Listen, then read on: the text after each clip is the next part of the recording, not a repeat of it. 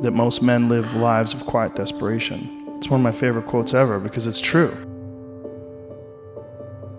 You're just in this world where you just can't wait to just run away.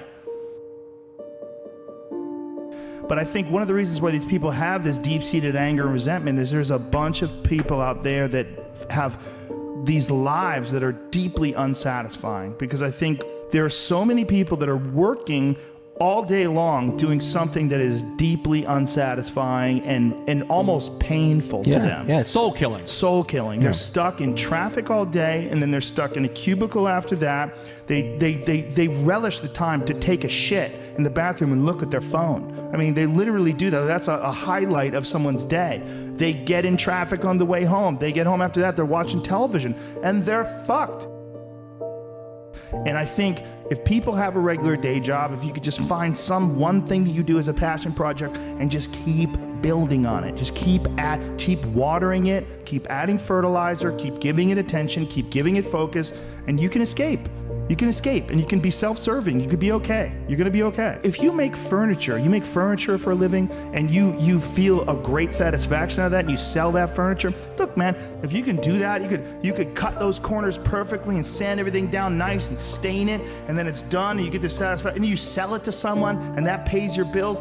That is infinitely more satisfying than being stuck in some fucking cubicle working for someone that you don't want to work for, having to have these stupid fucking office meetings, talking to people in human resources, sitting down with your supervisor where they evaluate your job performance, and you're not really, you really need to be enthusiastic about this company. This company is your future. You're like, fuck, kill me now.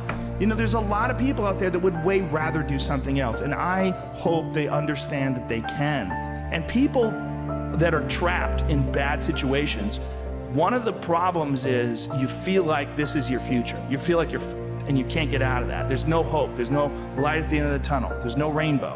And if you feel like that, that alone can be incredibly defining and limiting. But if you look at yourself objectively and say, okay, I kind of am fucked here. I'm in credit card debt. I'm working in a shitty job.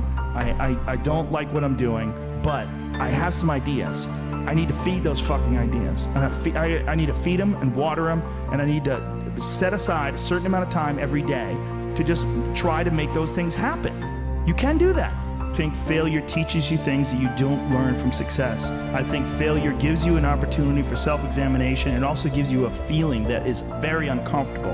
And that very uncomfortable feeling helps you grow.